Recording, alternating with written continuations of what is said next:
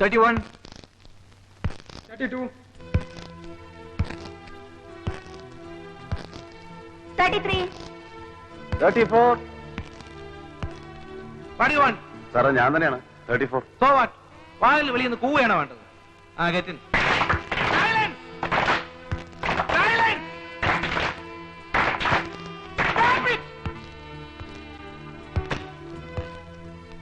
Come on. Once again I am starting from the basic economic systems.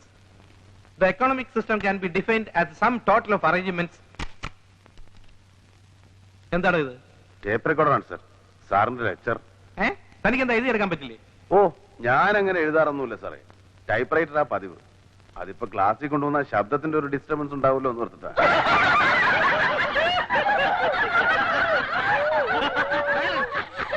Silence!